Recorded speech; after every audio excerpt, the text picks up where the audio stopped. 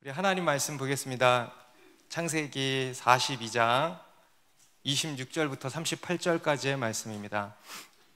창세기 42장 26절부터 38절까지의 말씀, 저 한 절씩 읽겠습니다. 그들이 곡식을 나귀에 싣고 그곳을 떠났더니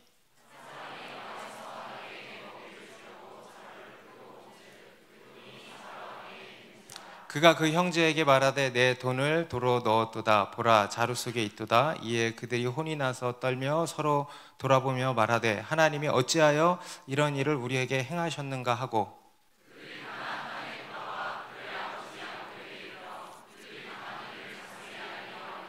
그 땅의 주인인 그 사람이 엄하게 우리에게 말씀하고 우리를 그 땅에 대한 정탐꾼으로 여기기로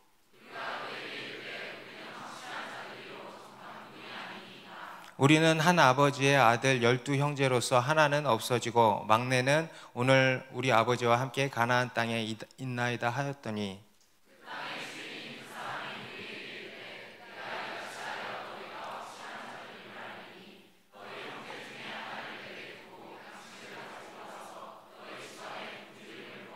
너희 막내 아우를 내게로 데려오라. 그러면 너희가 정탐꾼이 아니요 확실한 자들임을 내가 알고 너희 형제를 너희에게 돌리리니 너희가 이 나라에서 무역하리라 하더이다 하고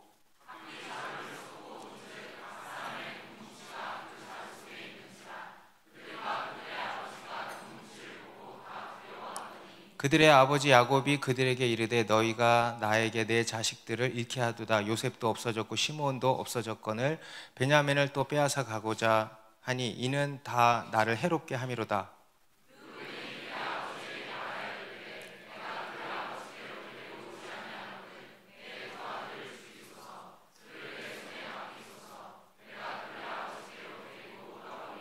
같이 읽습니다. 야곱이 이르되 내 아들은 너희와 함께 내려가지 못하리니 그의 형은 죽고 그만 남았음이라. 만일 너희가 가는 길에 그에게 미치면 너희가 내 흰머리를 슬퍼하며 스올로 내려가게 함이 되리라. 아멘. 여러분 요즘 평안하십니까? 평안하십니까? 네. 아멘. 아멘에 자신이 없습니다. 네, 아멘 속에 무언가 평안치 못한 불안감이 느껴집니다. 네. 여러분 하나님께서는 우리에게 평안을 주셨습니다. 네. 그런데 우리는 이 세상을 살아가는 우리는 좀처럼 그 평안을 누리지를 못하는 것 같죠?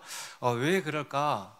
우리는 왜 좀처럼 분명히 예수님께서 우리에게 세상이 주지 못하는 평강을 주셨다고 하셨는데 왜 우리는 평안을 누리지 못할까? 아마도 우리 안에 수시로 찾아오는 바로 두려움 때문일 것입니다. 두려움, 염려, 이것이 우리의 평안을 깨뜨리는 것이죠. 우리는 수시로 크고 작은 두려움의 공격을 받습니다. 제가 얼마 전에 어떤 기사를 하나 봤는데요, 그 기사 제목이 이렇게 돼 있더라고요. 우리 현대인들의 한 가지 특징이 있는데 뭐냐 하면 신은 안 믿는데 무속 경험은 많아진다는 거예요. 무신론이라고 얘기하는 사람은 많아지는데 아이러니하게도 무속 경험들이 많아진대. 현대인들이 과학을 믿고 눈에 보이는 것만을 믿고 살아가는 이들이 무속 경험을 많이 한대요. 왜 그럴까요? 두려움 때문이죠. 여러분 무속인들이 뭐 가지고 돈 버는지 아세요? 두려움 가지고 돈 벌어요. 그런데 여러분 우리 하나님은 어떻게 하셨는지 아세요? 우리를 두려움에서 건져주셨습니다. 할렐루야. 네. 그래서 우리 인간은요 끊임없이 이 두려움에 시달리면서 살아가는 것입니다. 그리고 그 두려움은요 크든 작든 상당한 파괴력을 가지고 있습니다. 우리의 믿음을 파괴하죠. 우리의 평안을 깨뜨립니다. 그로써 우리의 영혼, 우리의 삶 또는 관계, 심지어는 우리의 육체까지도 파괴하는 힘이 있습니다. 여러분 원수 마귀가 우리를 공격하는 가장 큰 무기가 뭐겠습니까? 원수 마귀에게, 사탄에게 있는 가장 큰 무기가 뭐겠습니까? 칼이겠습니까? 어떤 다른 무기겠습니까? 다른 게 아니고 바로 두려움인 것입니다. 원수는 다른 무엇이 아니고요, 이 두려움의 화살을 끊임없이 우리에게 쏘아대는 것입니다. 여러분, 정글에서 사자나 맹수들이 항상 어떻게 하고 다닙니까? 조용히 다니던가요? 아니죠. 늘 소리를 내. 어흥, 으르렁. 어떤 먹잇감이나 상대 이렇게 싸울 대상을 찾잖아요. 그럼 먼저 어떻게 해요? 입을 크게 벌리고 어흥 그러죠. 그렇죠? 왜 그런지 아세요? 바로 두려움의 화살을 쏘는 거래요. 그렇게 해서 상대의 저항력을 떨어뜨리는 것이라고 합니다. 어떤 심리학자가 이런 실험을 한 적이 있다고 합니다. 여러분, 요새 개들이 많잖아요. 그런데 보면은 개들이 어떤 사람을 보면은요 막 짖어대요. 그런데 또 어떤 사람은 짖질 않죠. 그래서 그걸 가지고 실험을 해봤대요. 어떤 경우에 이렇게 짖는가 봤더니 놀라운 사실을 하나 이렇게 발견하게 됐는데, 개들이 뭔가 안정되지 못한 사람, 불안한 사람 있죠. 마음에 두려움이 있는 사람, 그들의 두려움에서 나오는 파장을 느낀대. 떨림, 그 불안의 떨림을, 개가 민감하잖아요, 촉감이.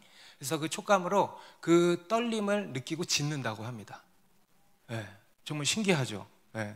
그래서 개는 누구 앞에서는 안 짖죠? 개장수 앞에서는 안 짖는데. 네.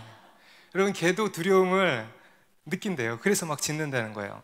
여러분, 이것이 원수 마귀가 쓰는 가장 큰 무기입니다. 두려움입니다.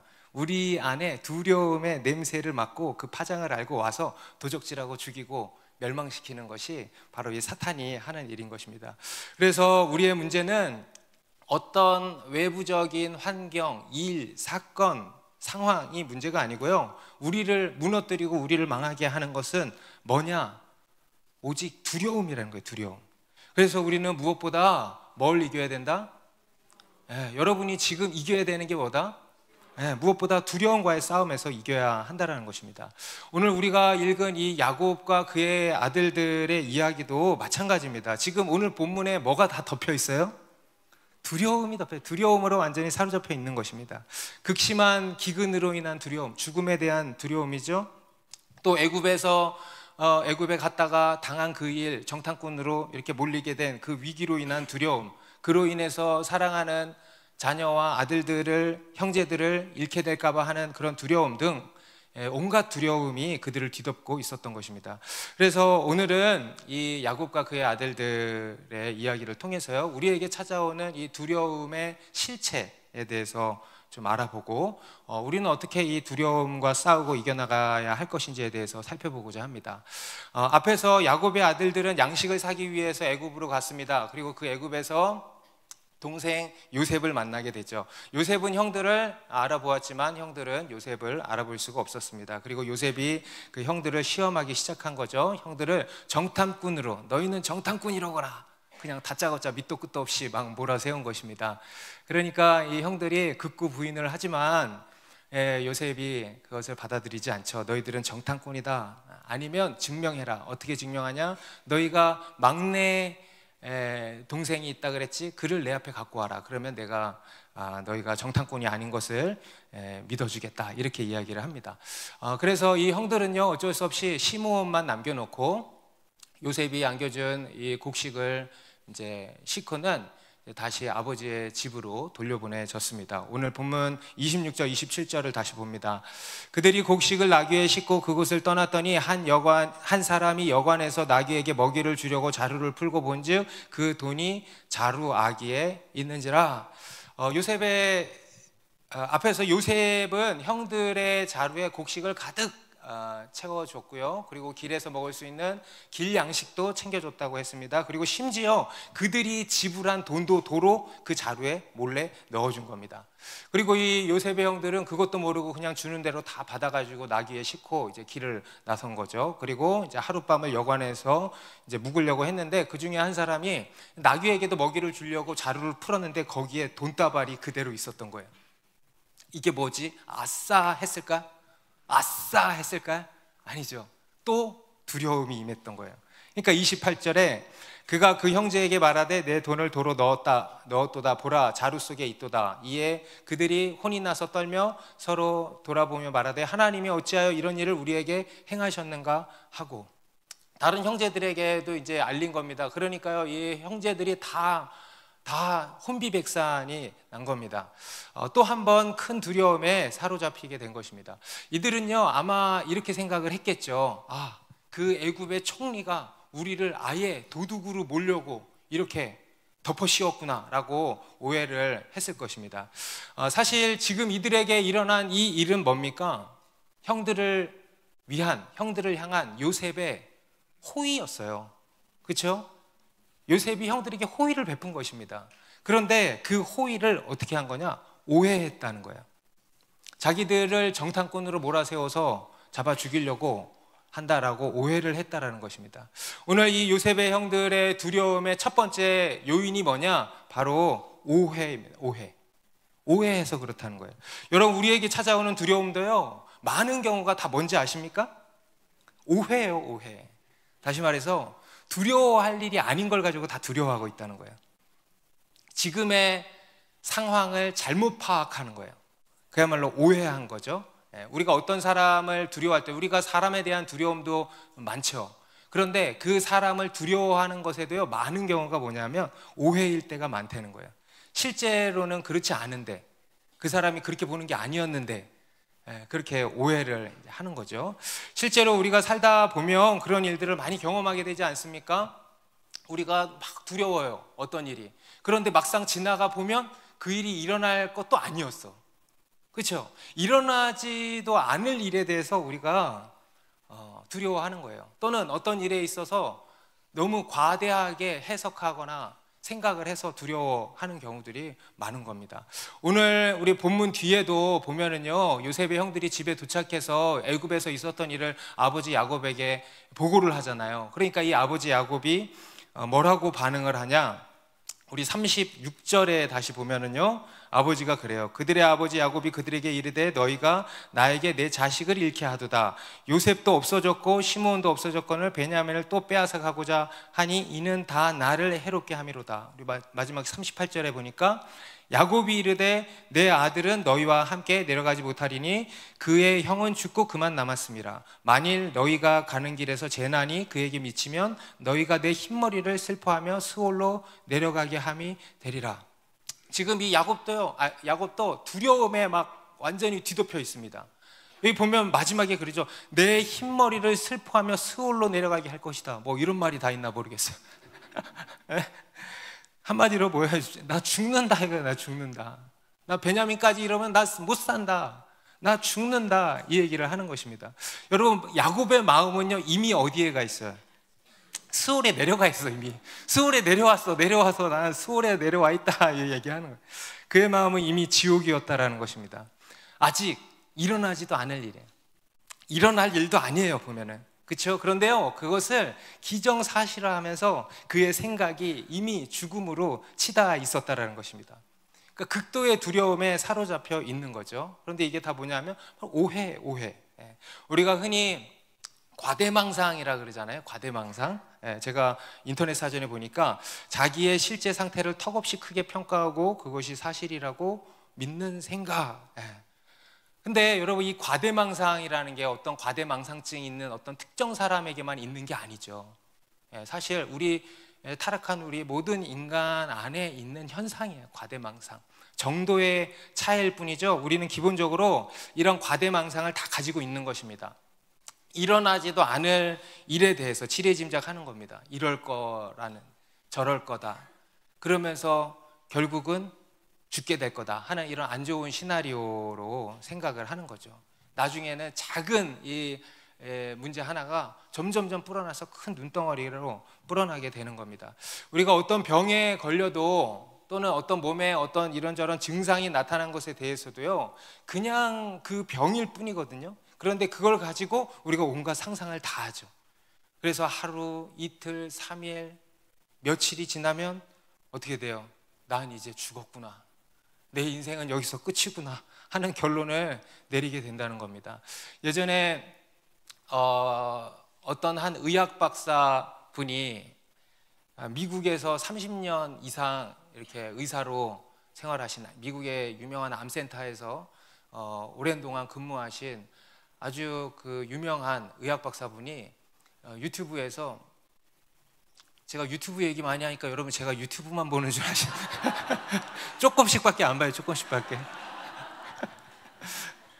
그분이 이제 우리나라 사람들을 두고 이렇게 이야기를 하는 거예요. 자기가 미국에서 공부를 하는데 한 가지 발견한 현상이 뭐냐면, 병원 대기실에서 보면 너무 절망하고 낙심하고 드러누워 있고 하는 사람도 보면요, 다 한국 사람뿐이래요. 미국 사람들은요 그렇게 생각을 안 하는데, 암에 걸렸다 그러면 그냥 고혈압, 당뇨 이런 만성 질환 중에 하나로 이렇게 생각을 하고, 아 그냥 치료받으면 되겠구나 이렇게 생각을 한대요. 그런데 유독 이 한국인들만 이 암에 걸리면 다 끝났다, 내 인생 끝났다 이렇게 생각을 한다고 하면서, 이 암을 대하는 인식이 가장 먼저 바뀌어야 된다, 그게 가장 큰 문제다, 이런 이야기를 한 거를 제가 본 적이 있습니다. 그리고 이것도 뭐냐, 이것도 뭡니까? 결국은 두려움인 거예요. 두려움. 인생에 날아들어오는 이 작은 돌멩이가 우리에게는 큰 바윗돌로 보이는 겁니다. 그래서 나는 죽었다, 나는 끝났다, 사업이 그냥 한번 망했을 뿐인데, 그냥 그거일 뿐인데 인생이 끝났다라고 속단을 내리는 것입니다. 여러분, 이거는요 결국에는 속임인 거예요. 그렇죠? 속임이에요. 여러분, 두려움이란 뭐냐? 첫 번째 속성이 이거예요. 두려움이란, 따라해보세요. 두려움이란 속임이다. 여러분, 마귀의 속임이에요. 그래서 우리의 영혼을 죽음으로 몰고 가는 것입니다. 우리 디모데후서 1장 7절은 이렇게 분명히 말씀합니다. 같이 읽습니다. 시작. 하나님이 우리에게 주시는 것은 두려워하는 마음이 아니요 오직 능력과 사랑과 절제하는 마음이니. 두려움은 하나님께로부터 오는 것이 아니다 하는 거예요. 하나님께로부터 오는 게 아니면 어디로부터 오는 걸까? 마귀로부터 오는 거예요. 마귀로부터. 두려움이라는 것은요 속임이에요. 이것은 마귀의 것입니다. 마귀로부터 오는 거예요. 우리 로마서 8장 6절에도 육신의 생각은 사망이요 영의 생각은 생명과 평안이라 그랬어요. 여러분, 우리가 여기서 말씀하는 육신의 생각, 우리 인간의 생각이죠. 그런데 그것의 가장 대표적인 게 뭘까요? 육신의 생각의 가장 대표적인 거, 두려움이에요. 그런데 이 두려움의 끝은 뭐냐? 사망이라는 거예요.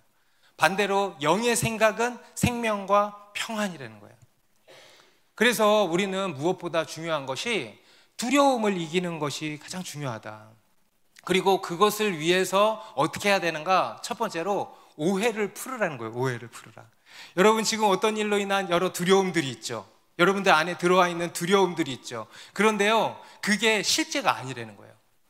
많은 경우가 오해라는 거예요. 실제로 어떤 심리학자가 사람의 두려움을 조사를 해봤대. 이런저런 두려움들을 조사를 해보고 쫙 이렇게 정리를 해보니까요, 글쎄 두려움의 평균, 두려움의 90%가 지나간 일로 인한 두려움이던가 아직 일어나지 않은 일로 인한 두려움이더래. 그리고 10%만이 지금 현재 있는 일로 인한 두려움이더래요. 그러니까 우리 안에 있는 두려움이요 대부분이 뭐냐면 있지도 않은 일, 일어나지도 않을 일, 그죠? 일어나지도 않은 일, 이러한 두려움들이 대부분이라는 것입니다. 그러니까 오해라는 거죠, 오해. 그래서 여러분, 아직 일어나지 않을 일에 대해서는요 생각하지 마세요. 의미를 부여하지 마세요. 거기에다 힘을 실어주지 말라는 것입니다. 그냥 그것을 그대로 보는 거예요.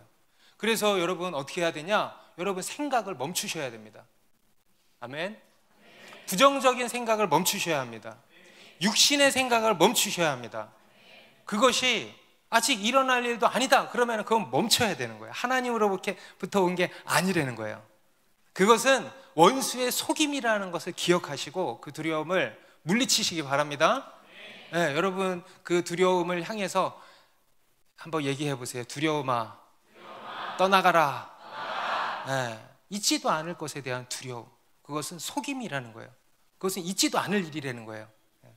그리고 두 번째로 이러한 우리의 오해는 이제 어디로 번져가는가 하면 하나님에 대한 오해로 번져가고 있죠. 우리 28절 마지막에 다시 보니까 요셉의 형들이 마지막에 뭐라고 합니까? 서로 돌아보며 말하되 하나님이 어찌하여 이런 일을 우리에게 행하셨는가. 하나님이 가만히 있었는데, 하나님 가만히 계셨거든 지금. 예? 근데 하나님이 어찌하여 이런 일을 우리에게 행하셨는가. 하나님이 도대체 나한테 왜 이러시나. 지난 셀 모임에서 혹시 이런 말 한 사람들이 있으실지 모르겠어요. 하나님 도대체 나한테 자꾸 왜 그러는지 모르겠어요. 왜 자꾸 내 시집을 가로막는지 모르겠어요. 왜 내 취업을 가로막는지 모르겠어요 하면서 이렇게 이야기를 하는 거예요. 여러분, 이것은요, 여러분 정말 그런 것입니까? 이들에게 하나님이 이렇게 하시는 겁니까? 아니죠. 이 일은 사실 누가 자초한 일이에요? 자기들이 자초한 일이에요. 그들과 요셉 간의 관계 가운데서 일어난 일인 거예요. 오히려 하나님은요, 그것을 어떻게 하시냐, 그것을 이용하셔서 지금 그들에게 엄청난 호의를 베풀고 계시는 거 아닙니까? 그것을 이용하셔서 그들을 애굽으로 다시 불러들이시는 과정 가운데 있는 거 아닙니까? 그런데 그걸 알지도 못하고 괜한 하나님한테 원망을 하고 있는 거예요. 하나님이 도대체 우리한테 왜 이러시는가 하면서 원망하고 불평하고 있는 것입니다. 여러분, 이게요, 우리 인간의 가장 큰 오해입니다. 하나님을 오해한다라는 거예요. 우리 구약 이스라엘 백성들도 하나님이 출애굽 시키셔서 광야로 이렇게 이끌어 가셨죠. 홍해를 가르시고 애굽 군대를 수장시키시고 엄청난 기적을 보이신 거죠. 그리고 그 고통당하던 백성들을 하나님께서 건져내신 겁니다. 그런데 건져내셔서 어디로 갔어? 좋은 데로 가셨어야 되는데 어디로 갔어? 광야로 간 거예요. 왜냐하면 거기서 하나님이 만나주시려고, 거기서 그들을 훈련하시기 위해서 광야로 이제 데리고 가신 겁니다. 그런데 아니나 다를까 그 광야로 가니까 이제 어때요? 물이 없고 먹을 것이 없고 또 길이 험난하고 하니까 이들이 어떻게 합니까? 원망불평하기 시작하죠. 그러면서 뭐라고 하냐면 하나님이 우리를 광야로 불러내서 죽이려고 한다. 다시 애굽으로 돌아가자. 애굽에 있었으면 더 좋았을 텐데 하면서 애굽으로 돌아가자 한 거예요. 하나님을 오해한 것이죠. 그러다가 나중에 민수기 13장에 가면 피크를 찍는 사건이 나오죠. 12정탐꾼을 이제 가나안 땅 정탐을 이제 보내신 건데 그 다녀온 사람들이 이제 그에 대해서 악평을 합니다. 우린 죽었다.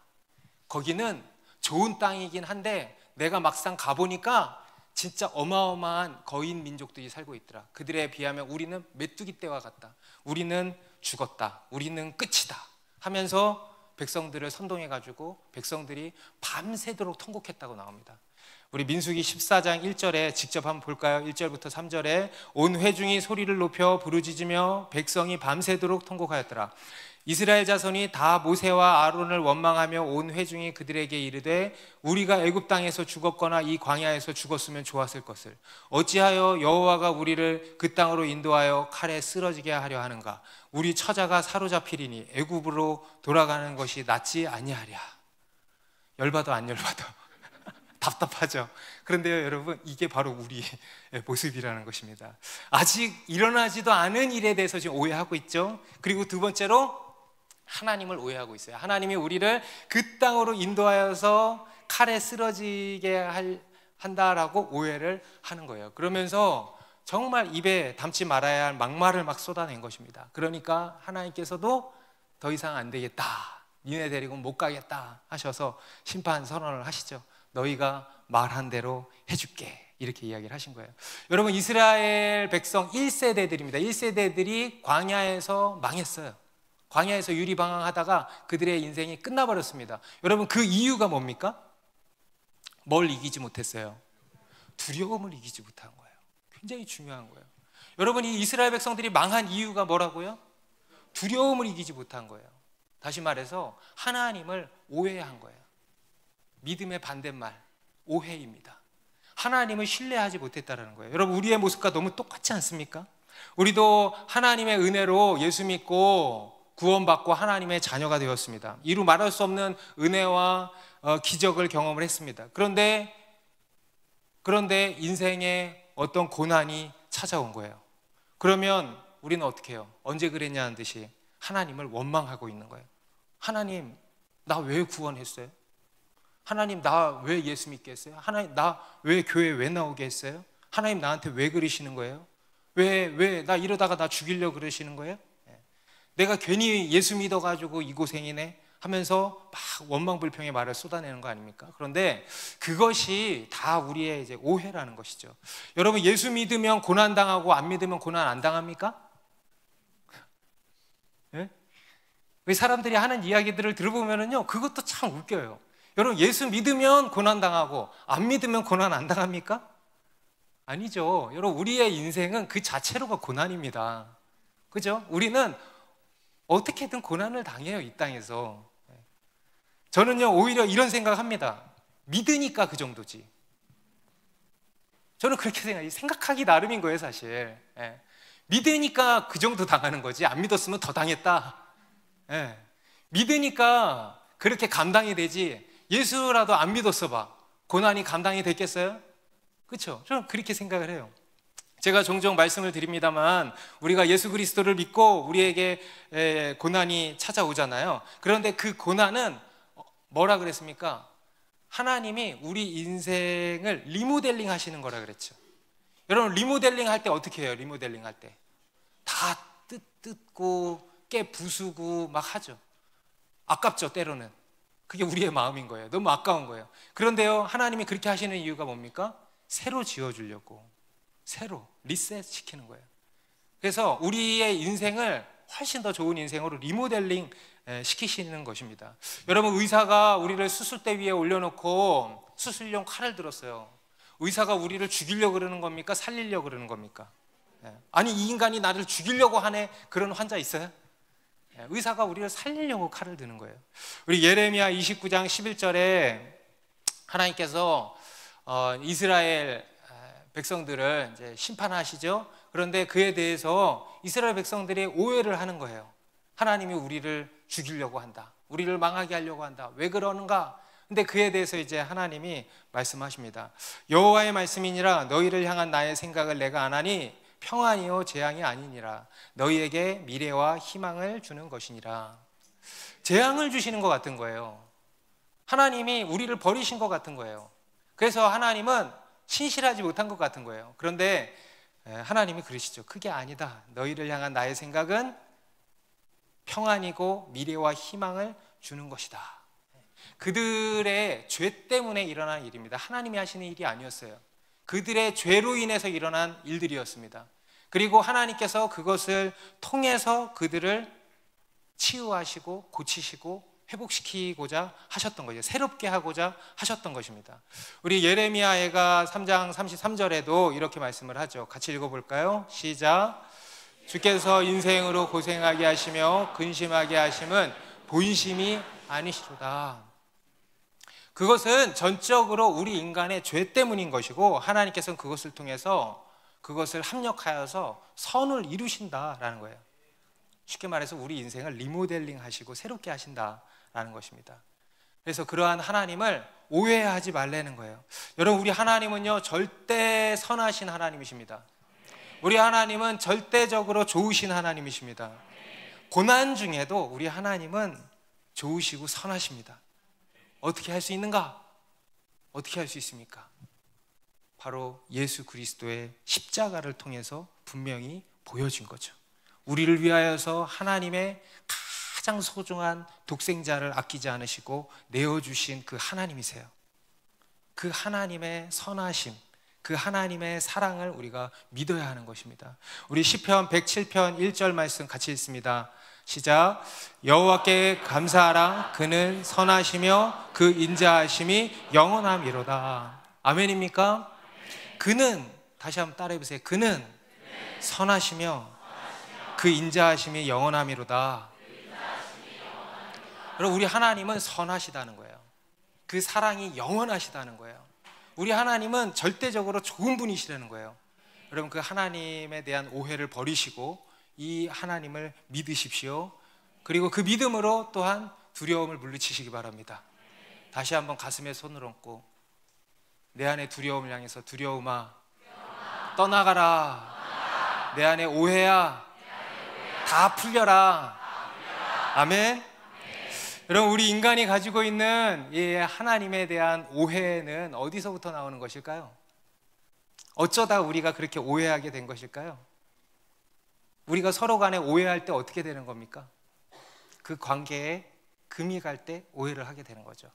관계가 단절되는 것. 그래서 하나님과의 관계가 단절된 것에서 이런 오해가 일어나는 것입니다. 그것을 가지고 성경은 뭐라고 하냐면 바로 죄라고 그러는 거예요. 죄 때문이라는 것입니다. 우리 인간의 두려움은요, 결국 죄에서부터 기인한 것입니다. 우리 성경에도 보면 창세기 3장 10절에 보면 이 두려움의 기원에 대해서 나옵니다. 성경에 처음으로 나오는 두려움이라는 단어입니다. 우리 창세기 3장 10절에 보면 이제 아담과 하와가 선악을 알게 하는 나무의 과실을 이제 따먹게 되죠. 그리고 나서 하나님이 그들을 찾습니다. 아담아 어디 있느냐? 그러니까 이제 아담이 뭐라 그러냐면 10절에 이르되 내가 동산에서 하나님의 소리를 듣고 내가 벗었으므로 두려워하여 숨었습니다. 성경에 등장하는 첫 번째 두려움이에요. 여러분, 본래 이들에게는 두려움이라는 게 있었을까 없었을까요? 없었어요. 하나님의 아담아 부르면 아빠 하고 달려가서 안겼던 사람들이에요. 그런데요, 이제는 하나님이 부르니까 숨었다는 거예요. 왜 그러냐? 바로 죄가 들어온 것입니다. 죄가 들어와서 결핍을 느끼기 시작했고 또 두려움을 느끼기 시작한 겁니다. 원래는 완전한 평안만 누리고 있었는데 이제는 그 평안이 다 깨져버린 것입니다. 그래서 하나님의 소리를 듣고 내가 벗었으므로 두려워서 숨었습니다. 이것이 이제 근원적인, 우리 인간의 근원적인 두려움입니다. 죄로 인한 두려움, 하나님과의 분리로 인해서 평안이 깨지고 두려움과 염려와 걱정이 물밀듯이 밀고 들어오는 것입니다. 그리고 거기에서부터 모든 문제가 시작이 된 거예요. 여러분, 인간의 모든 문제는요, 사실 두려움에서 시작됩니다. 여러분, 우리가 하나님께 왜 순종하지 못하는지 아세요? 두려워서 그래. 여러분, 우리가 왜 죄를 범하는지 아세요? 왜 하나님이 하지 말라는 거 계속 하는지 아세요? 두려워서 그래. 믿지 못해서, 곧 두려워서 그런 것입니다. 그래서 우리 요한일서 4장 18절에도요 두려움에는 뭐가 있냐? 형벌이 있다 그러는 거예요. 두려움에는 형벌이 있다. 모든 죄가 두려움에서 시작이 된다라는 것입니다. 그래서 우리가 이 두려움에서 벗어나기 위해서는 어떻게 해야 하는가? 어떻게 해야 될까요? 하나님을 떠나서 우리에게 두려움이 들어왔다면 다시 어떻게 하면 돼? 하나님께로 돌아가면 되는 거예요. 할렐루야. 오늘 혹시 교회 처음 오신 분들 계십니까? 아주 잘 오셨습니다. 하나님께로 돌아가시기 바랍니다. 여러분, 우리 인간의 문제는 하나님을 떠나서 생기는 것들이에요. 두려움도 거기서 나온 겁니다. 그런데요, 그것을 해결할 수 있는 방법이 있어요. 다시 하나님께로 돌아가면 돼. 그리고 그렇게 돌아가는 방법이 뭐예요? 바로 예수 그리스도를 믿는 것이죠. 하나님과 우리 사이에 끊어진 간극을 이어주신 분이 바로 예수 그리스도시죠. 하나님과 우리 사이에 끊어진 그 간극을 다리로 이어주신 거예요. 그래서 우리는 그 예수 그리스도를 통하여서 하나님께로 돌아갈 수 있게 된 것입니다. 그래서 예수님이 중요한 거예요. 그래서 예수 그리스도를 믿어야 한다는 것입니다. 그래서 하나님께로 돌아가게 되는 것이기 때문에 우리 창세기 3장 21절에 보면, 그 뒤에 21절에 보면은 하나님께서 이 아담과 하와에게 이제 징계를 내리시죠. 그리고 나서는 마지막에 어떻게 하시냐면 가죽옷을 지어서 그들을 입히십니다. 그래서 그들의 수치를 가리워 주시죠. 그래서 그들로 하여금 두려워하지 않도록 해주신 것입니다. 여러분, 이 가죽옷이 의미하는 바도 무엇일까요? 바로 예수 그리스도예요. 여러분, 가죽옷이라 함은 희생을 의미합니다. 짐승을 잡았다는 거예요. 그죠? 희생양이 있었다는 거예요. 그리고 그의 가죽으로 입히었다는 거예요. 바로 예수 그리스도를 의미하는 것입니다. 그러니까 예수 그리스도의 십자가의 보혈로 우리를 덮으시고 우리의 모든 죄와 수치를 가리워 주신다라는 거예요. 그래서 두려워하지 않도록 하신다라는 것입니다. 오늘 이 요셉의 형들의 두려움도 그것입니다. 바로 죄로 인한 두려움이라는 겁니다. 과거에 그들이 저지른 그 죄로 인한 두려움에 끊임없이 시달리는 거예요. 여러분, 요셉의 형들이 20년 동안, 지금 20년이라는 시간이 지났는데 그 20년 동안 어떻게 살았을까요? 그냥 아무렇지 않게 그냥 속 편하게 요셉 이 자식 안 보니까 진짜 좋네 하면서 살았을까요? 아니겠죠. 그들은 늘 시달렸을 것입니다. 지금 이 요셉 앞에서만 시달리는 게 아니고요, 그들은 늘 두려웠어요. 그래서 인생에 무슨 일만 있으면 그게 생각이 나는 거예요. 그로 인해서 내가 벌을 당하는 건가 하는 이러한 두려움에 늘 시달리고 짓눌리고 살았다라는 것입니다. 그리고 이번 일에 대해서도요, 그렇게 생각이 드는 거죠. 우리가 그때 요셉에게 했던 일 때문에 우리가 이렇게 벌을 당하는 것이로구나 하는 이런 인과응보적인 생각의 두려움, 이것에 이제 사로잡히게 되는 것입니다.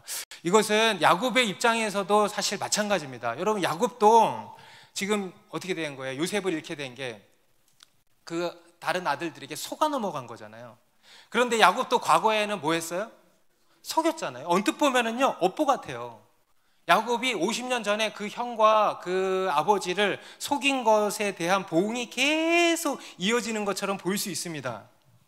야곱이요, 스스로 계속 내가 그 죄 때문에, 내가 그때 그 죄 때문에 지금까지 이렇게 이 고생을 하는구나 라고 생각을 하고 있을지 몰라요. 그리고 앞으로도 여전히 그런 것에 시달리는 그런 두려움에 사로잡혀 있었다라는 것입니다. 하지만 우리가 앞에서도 말한 것처럼 여러분, 이것은요 단지 과거의 죄로 인한 인과응보적인 보응이 아니라는 거예요. 우리의 하나님의 사람들은 하나님 안에서는요 그로부터 우리가 자유함을 얻은 것입니다. 그래서 우리에게는 그 죄로 인한 보응이 아니고 이것은 야곱의 성화를 위한 하나님의 사랑의 징계였던 것입니다. 우리 히브리서 12장 5절 6절은 이렇게 말씀을 합니다. 같이 읽습니다. 시작. 또 아들들에게 권하는 것 같이 너희에게 권면하신 말씀도 잊었도다. 일러스되 내 아들아 주의 징계하심을 경히 여기지 말며 그에게 꾸지람을 받을 때에 낙심하지 말라. 주께서 그 사랑하시는 자를 징계하시고 그가 받아들이시는 아들마다 채찍질 하심이라 하였으니. 요즘에 우리 어머님들이 보니까 PT 대화법에 다 꽂혀 계시더라고요. PT 대화법. 물론 우리가 아이들의 마음을 잘 들어주는 것이 필요합니다. 사랑이 너무 중요하죠. 하지만 여러분, 우리가 또 한 가지 놓치지 말아야 될 게 뭐냐면요, 부모는 자녀를 훈계합니다. 아멘? 부모는 자녀를 훈련하고 자녀를 훈육하는 거예요. 그리고 때로는 징계하는 거예요. 뭐라고 합니까? 징계하지 않는 자는 사상자여 친아들이 아니라 그러잖아요. 부모는 자녀를 훈계하고 훈육하는 것입니다. 좌로나 우로나 치우치시면 안 돼요. 우리 한 자매님은요, 애가 막 떼를 쓰는 거야. 제가 봤을 때 탁 훈육을 해줘야 되는데 PT 대화법을 막 하지도 못하는 것을 막 이렇게 하고 애쓰고 계시더라고요. 그런 게 아니고 훈육할 때는 딱 훈육을 하는 거예요. 그리고 또 자녀의 마음을 우리가 잘 들어줄 수 있어야 된다는 것입니다. 여러분, 그게 바로 사랑입니다. 여러분, 사랑이 뭐냐면요, 좌로나 우로나 치우치지 않는 게 사랑이에요. 우리 하나님의 사랑도 그렇습니다. 오늘 이 야곱과 그의 아들들에게 일어나는 일들이 다 그런 겁니다. 그들을 향한 하나님의 사랑의 징계예요. 그래서 그들의 죄를 깨닫고 회개하고 또 그들로 하여금 변화되도록 하시는 그런 과정이라는 것입니다. 여러분, 하나님께서는요 이미 그들의 죄를 다 용서해 주셨습니다. 이미 용서할 기반을 다 마련해 놓으셨습니다. 오히려 그들의 악을 선으로 바꾸셔서 지금 어떻게 됐어요? 요셉을 애굽의 총리로 세우시고 그들이 거할 처소까지 마련해 놓으셨어요. 그리고 그들을 지금 초청하고 계시는 거예요. 용서, 화해, 회복 가운데로 그들을 초청하고 계시는 거예요. 할렐루야. 여러분, 놀라워요, 안 놀라워요?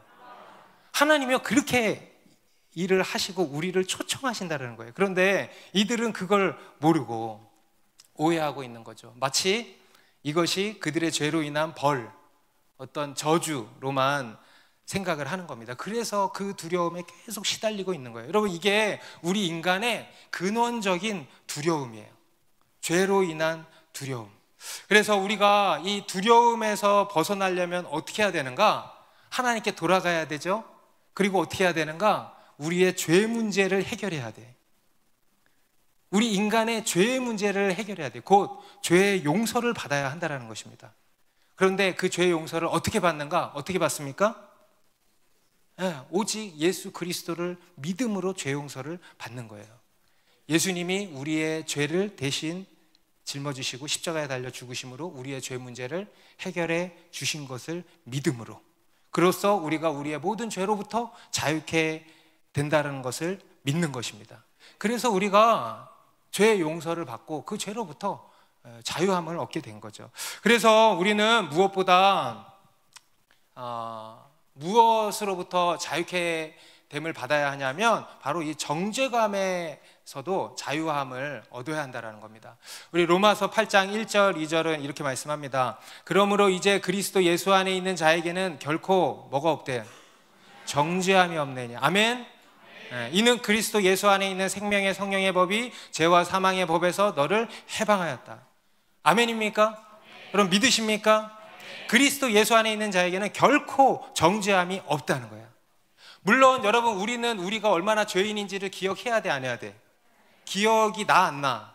나죠. 그래서 우리는요, 이 하나님이 베풀어 주신 사랑과 은혜가 얼마나 큰 것인지를 늘 기억을 해야 됩니다. 하지만 우리에게는 정죄함은 없다는 거예요.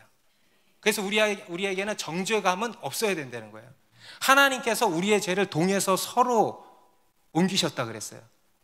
하나님께서 우리의 죄를요, 우주선 태워가지고요, 저 우주 끝까지 던져버리셨다는 거예요. 할렐루야. 우리의 죄를 기억지도 않으신다 그랬어요. 그렇기 때문에 우리도 모든 정죄함으로부터 벗어나야 된다는 거예요. 여러분 우리 안에 두려움이 계속 있는 이유 중에 하나가 뭐냐면요, 이 죄로부터, 이 정죄함으로부터 자유케 되지를 못해서 그런 경우들이 참 많아요. 여러분 안에 있는 모든 정죄감에서 자유케 되시기 바랍니다. 어제도 한 자매님을 이렇게 만나게 됐는데 최근에 좀 안 좋은 일을 겪게 된 자매님이었어요. 얼마 전에도 그와 동일한 일을 겪었는데 또 그런 일을 이제 겪게 된 거예요. 그런데 이제 그 일이 찾아오니까 또 드는 생각이 뭐냐 하니까, 내가 무슨 죄를 지어서 그런 일이 생긴 건가? 내 옛날에 그 죄 때문에 이런 일이 자꾸 생기나 하는 마음이 들더래요. 그것 때문에 너무 힘들더래. 그래서 제가 그러지 말라고 지난 셀 모임에 이미 얘기를 했는데 또 그러고 있으니까, 지난 주 셀모나에서 그렇게 생각하지 말라고 했는데 여전히 그런 인과응보적인 두려움에 사로잡혀 있는 거예요. 물론 그것으로 하나님께서 우리에게 말씀하시는 바가 있습니다. 그것을 통해서 하고자 하시는 일이 있고, 그것을 통해서 우리를 가르치고자 하시는 일, 우리를 훈련시키시고자 하시는 일이 있겠죠. 그런데요, 그것을 가지고 자업자득이다, 인과응보적인 이런 생각에 빠져서는 안 된다는 거예요. 여러분 우리 그리스도인은요, 모든 자유, 정죄감에서도 자유해져야 되는 겁니다. 그래서 여러분 죄로 인한 두려움에서 자유케 되는 거예요. 그래서 여러분 예수 그리스도의 피를 힘입어서 담대히 주님 앞에 나아가시기 바랍니다. 예수 그리스도의 피를 힘입어서 모든 죄로부터의 두려움을 물리치시기 바랍니다. 그리고 세 번째로 우리의 두려움의 또 한 가지 원인이 있는데, 이것은 다음 시간에 여러분 우리의 믿음은 결국 두려움을 이기는 것입니다. 우리는 무엇보다 두려움을 이겨야 됩니다. 두려움과의 싸움에서 이겨야 합니다. 여러분 이스라엘 백성들이 광야에서 망한 이유 뭐라 그랬어요? 두려움을 이기지 못해서. 반대로 여호수아와 갈렙이 유일하게 가나안 땅에 들어갈 수 있는 이유는 뭡니까? 두려움을 이겼기 때문에. 여러분 다윗이 골리앗과 싸워서 이겼어요. 이길 수 있었던 비결이 뭐죠? 두려움을 이긴 거예요. 다윗과 골리앗의 싸움은요, 다윗과 두려움과의 싸움인 거예요. 그 외에도 여러분 이스라엘의 역사 가운데 여호사밧 왕이 큰 승리를 얻고 히스기야 왕이 큰 승리를 얻고 했던 것 다 무엇과의 싸움이었습니까? 바로 두려움과의 싸움이에요. 결국은요, 우리의 싸움은 다 두려움과의 싸움인 것입니다. 우리 초대교회 사도들과 성도들도 보십시오. 복음을 전하는 것으로 인해서 핍박을 받는 그러한 상황이지만 여전히 담대했잖아요. 여전히 담대하게 복음을 전했잖아요. 성령의 능력으로 두려움을 다 이긴 것입니다. 우리 바울과 실라도 2차 전도 여행 때 감옥에 갇혔어요. 얼마나 무서운 상황입니까? 얼마나 낙담이 되겠습니까? 그런데 거기서 뭐 했어요? 기도하고 찬양했다는 거예요. 그래서 두려움을 이겼다는 거예요. 여러분 두려움이 드십니까? 기도하십시오. 기도하십시오. 찬양하십시오. 찬양을 통해서 이기는 거예요. 여러분, 하나님이 우리에게, 마귀는 우리에게 두려움의 화살을 쏘지만 우리가 그것을 이길 수 있는 무기를 또한 주셨어요. 그게 뭐냐면 기도와 찬양이에요. 찬양하세요. 기도하세요. 그래서 두려움을 물리치시기 바랍니다. 그러니까요, 놀라운 기적이 일어나잖아요. 여러분, 베드로도 앞에서 야고보가 참수를 당했습니다. 순교를 당했습니다. 그리고 나서 이제 자기도 감옥에 붙들려 있었어요. 그런데요, 그도 어떻게 합니까? 어떻게 했어요? 감옥에서 잤어. 자빠져 잤어. 그러니까 천사가 와가지고 황당해서 깨우는 하나님의 놀라운 평강이 임한 거예요. 여러분, 그러한 평강이 우리에게도 임하기를 바랍니다. 네. 그러니까요, 또 한 번 놀라운 기적이 일어나는 거예요. 두려움을 이기는 것입니다. 여러분, 사도 바울이 빌립보서 4장 4절에서, 빌립보서는 바울이 감옥에서 쓴 편지예요. 거기서 뭐라고 하냐? 주 안에서 항상 기뻐하라. 내가 내게 다시 말하노니 기뻐하라. 감옥에서 바울이 그러는 거예요. 기뻐하라. 기뻐하라. 여러분, 기뻐서 기뻐하라는 것입니까? 네, 아니죠. 낙심하지 말아라 이거예요. 두려워하지 말아라 이거예요. 그것에 너를 내어주지 말아라 이거예요. 두려움과 싸워서 이기라는 거예요. 그래서 기뻐하라는 거예요. 왜냐? 거기에서 승패가 좌우되기 때문이라는 것입니다. 여러분, 믿음이란 뭐냐? 두려움을 이기는 겁니다. 우리의 모든 승패가요, 다 거기에 달려 있어요. 여러분, 여러분이 지금 하시는 어떤 일의 승패가 어디에 달려 있다? 두려움을 이기는 것에 달려 있다. 여러분, 두려움을 이기셔야 됩니다. 그래서 여러분, 두려워하지 마십시오. 여러분, 하나님이 두려워하지 말라고 하신 것은요, 위로의 말씀이기도 하지만 또한 뭡니까? 명령이에요. 명령. 여러분, 두려워하지 말라 그러면 어떻게 해야 돼? 말아야 돼. 우리의 의지적 선택이에요. 의지예요. 두려움은 반응이지만 용기는 의지라 그랬어요. 두려움은 반응이지만 믿음의 의지를 발휘하는 거예요. 그래서 두려워하지 않는 거예요. 그래서 두려움을 물리치는 것입니다.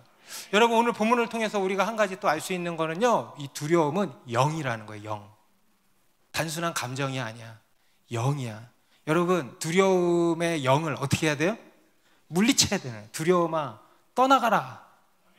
그리고 하나님을 선포하는 거예요. 그는 선하시며 그의 인자하심이 영원함이로다.